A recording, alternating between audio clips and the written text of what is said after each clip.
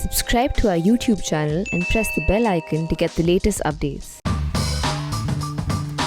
Politics, political economy, sometimes economics, that is the staple of Cut the Clutter. And I deliberately use that word staple because what we are talking about is food and nutrition.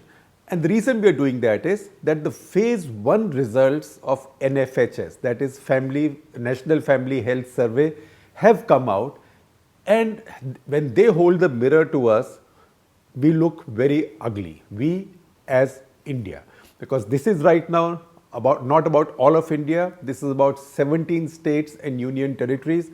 Some big ones are out like Uttar Pradesh, Rajasthan, Madhya Pradesh, sort of usual suspects on low social indicators.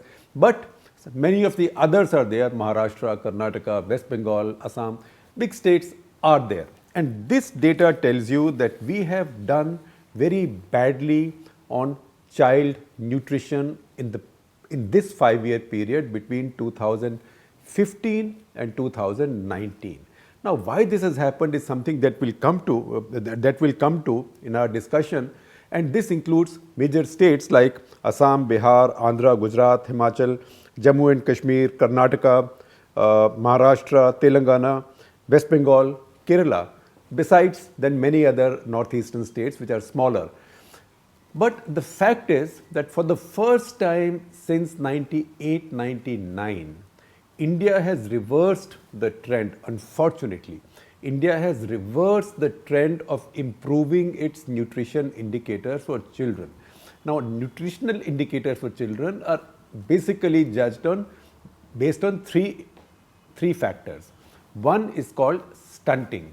Stunting is when a child below the age of 5, all the data is about children below the age of 5, and that's a very crucial age in a person's development. Below the age of 5, if a child is substantially below the height the child should have reached at that age in that ethnicity, that is a stunted child. Second is wasting. So what is a wasted child? A wasted child is when a child has got the height to go with his or her age, but the weight is not there. So a child looks scrawny. That is a wasted child. These are two really serious indicators of nutrition level among children. On both these, from 1998-99 to 2015, India was doing better. And certainly now, in fact, it was improving all the time. In that period, in fact, India improved by 10 percentage points, which was substantial. India's overall picture was still bad, but much less bad than before. This is the first time after 2 decades that India has reversed this virtuous trend. And you want to see by how much it has reversed? I will tell you. And there are some surprises. There are some surprises on upside also, and they are actual surprises because they are not your usual suspects on the upside, but they are surprises on the downside. And there's some really rude surprises. Now, if I asked you what is the richest state in India, usually if you were Googling, you would say Goa, because Goa is the richest state.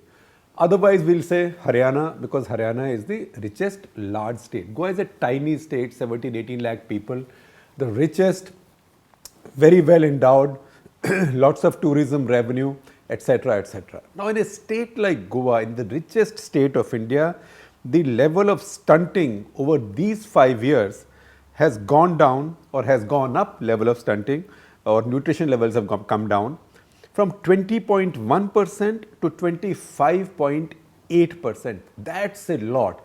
That on the base of 20% is an increase of 25%, 5 percentage points, but 25%.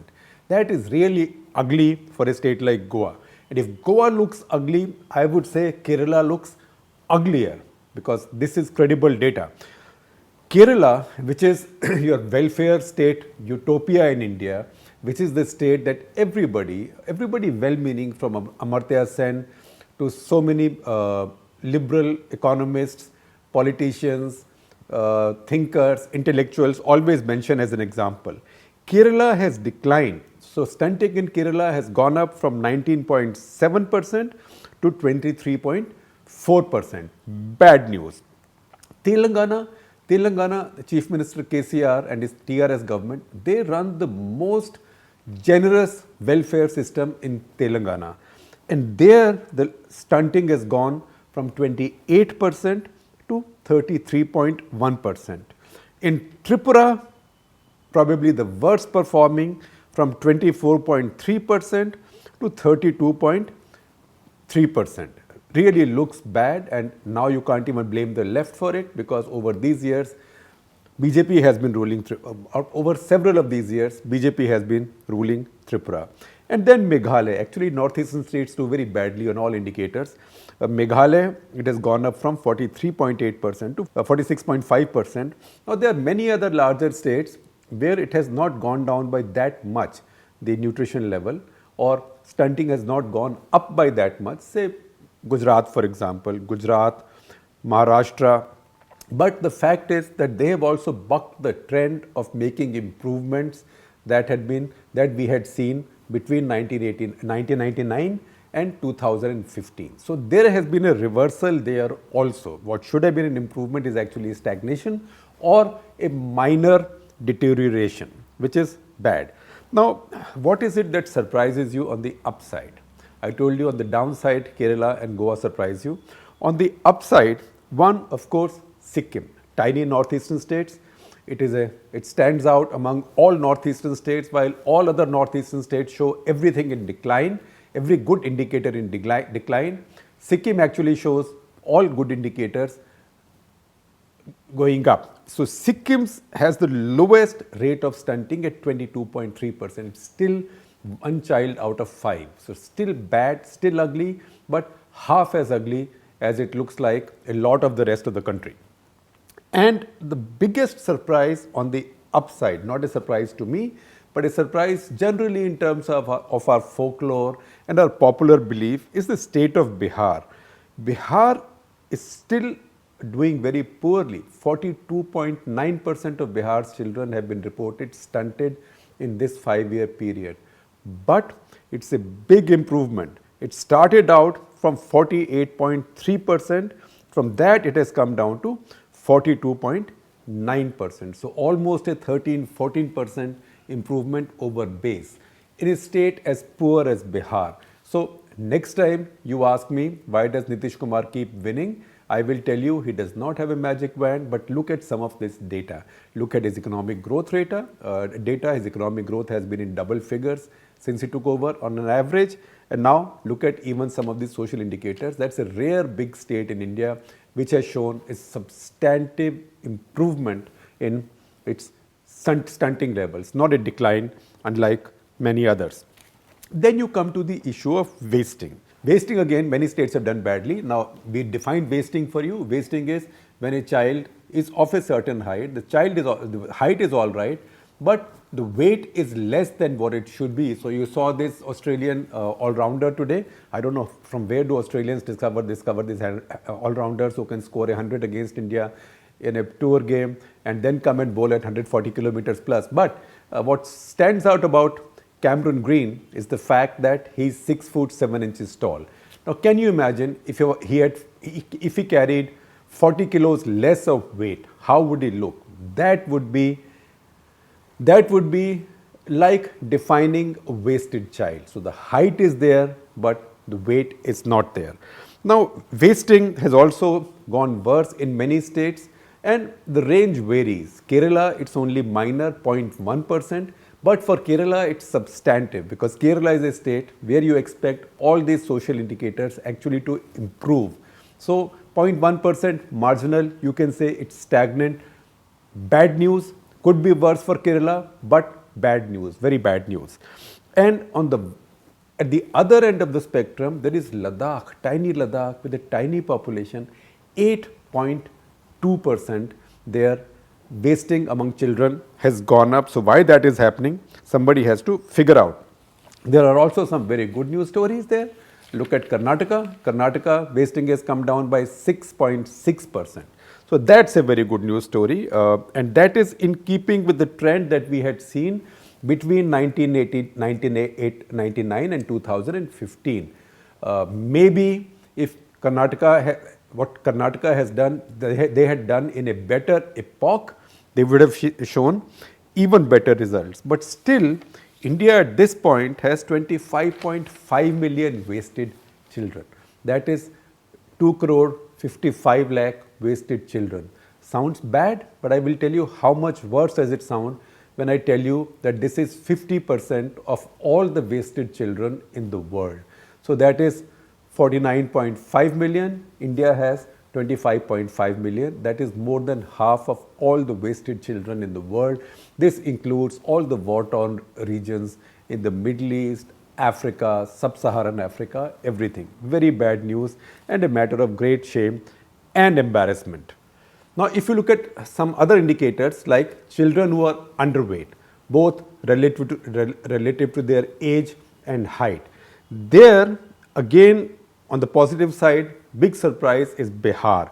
It's gone down from 43.9% to 41%. Still very bad, above 40%, that means 40 out of 100 children are underweight, but an improvement even in these tough years when national income growth has been stalling and declining. On the negative side, once again, Kerala from 16.1% to 19.7%. So what is Kerala doing wrong? Somebody has to figure out. Meghalaya 28.9% to it is now.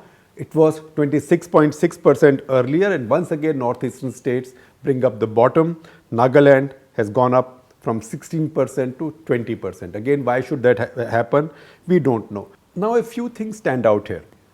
Number one, that this is the first reversal in these figures since 1988-99, which means it's a big historic change for the worse.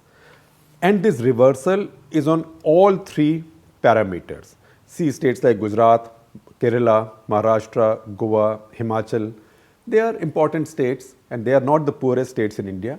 They've all seen a reversal on all these parameters. So as we analyze this data, I must also underline a basic fact for you that until 1998-99, that means before 98-99, this data was confined to children under 3 years of age. After 1998-99, this was raised to 5 years of age. So data pre-99 is not directly comparable, but it is indicative.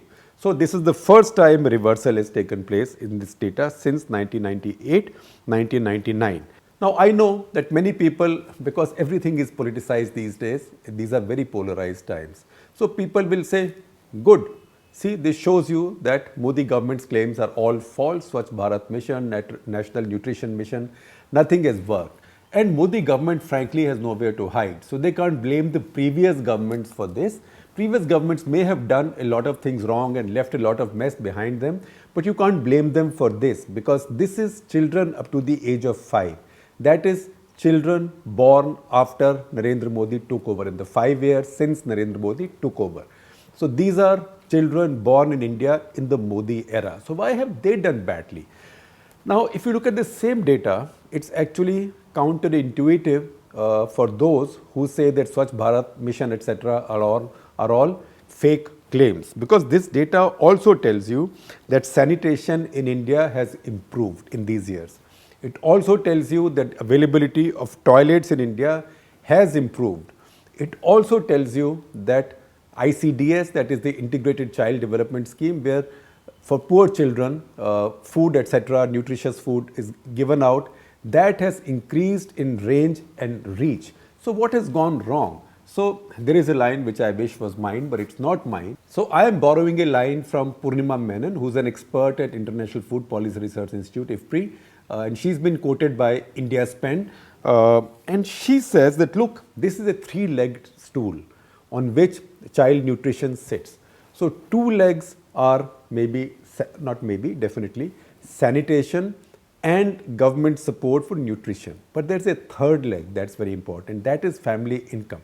And if family income declines or it's not going up, then this becomes an unbalanced stool. So what happens is two legs may be getting longer, maybe getting thicker and stronger, but third leg is getting weaker and shorter.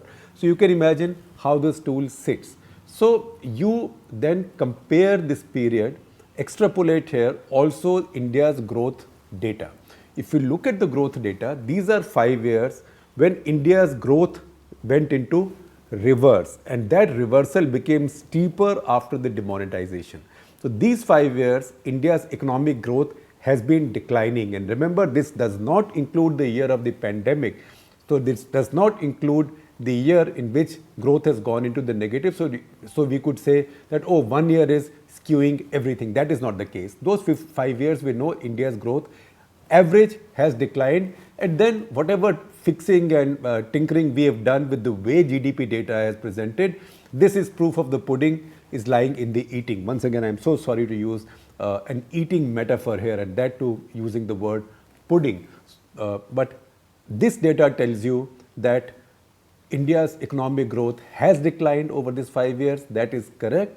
And that has had an impact here, and it's quite likely that the reason things have gone so wrong is because family incomes among poorest Indians have declined. Now, there is a counter to all this, and if you look at that, it might give us an idea as to the other side of the problem, because one side of the problem is that national incomes have not been rising as fast as they were earlier. Economic growth has stalled in the 5 Modi years. That's a reality. Whether you like it or not, whether you like Mr. Modi or not, you cannot deny that. You can always say that things will get much better in the future, but last 5 years things haven't gotten better, they've gotten worse. Every data point tells you, and these indicators tell you that this is having a result. So that is the reason we began this episode of Cut the Clutter by saying that usually our staple is politics, political economy and economy. Because whatever happens, whatever policy makers do, whatever politicians do, whichever way your political economy runs or economics runs, ultimately it must reflect in the fate, betterment or, God forbid, worsening of quality of life for a mass of your people. So if it shows worsening, it tells you that your politics, political economy and economics is not working right, because this is the proof from the ground. So I will tell you something else that might look counterintuitive, but which is very logical. Now, just as the level of stunting has gone up, level of wasting has gone up, level of underweight children has gone up, all 3 bad indicators have gone up. Another bad indicator has also gone up. That is, the percentage of overweight children is also increasing. And look at the quote-unquote champion states in this. Gujarat has gone up from 1.9 to 3.9. Himachal has gone up from 2.6 to 5.7. Mizoram has gone from 3.8 to 10%. Telangana from 0.7% to 3.4%. West Bengal from 3% to 5.4%. J&K from 5.7% to 9.6%. Little Ladakh, shocking, Little Ladakh from 4% to 13.4%.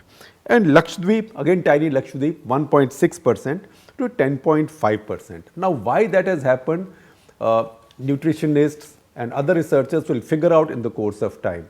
But I can make a guess, and it's an educated guess. One, all governments have been giving very cheap, if not free, wheat and rice, which means people are filling their belly with wheat and rice, and they are confusing, including the experts, activists, everybody. They are confusing hunger with filling up the bellies with carbohydrates. So there is an overdoing of carbohydrates, but a lack of iron, minerals, micronutrients, and that is leading to this massive malnutrition epidemic. The other part is that most certainly there is a junk food epidemic going on. Now, I know that farmers holding a pizza langar, a lot of people sniggered at it, but don't snigger at it. Farmers can afford pizza. Pizza is not such an expensive thing, and people are changing. India is changing. So that is not the issue with a pizza langar. The issue with something like a pizza langar is that there are pizza langars,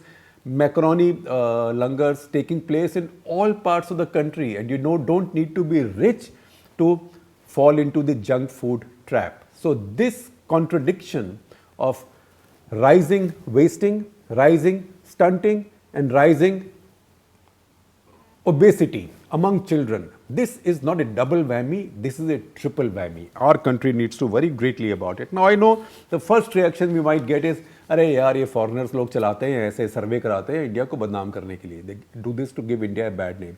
So hang on. This survey has been done under the auspices of Ministry of Health and Family Welfare. It's been done since 92-93.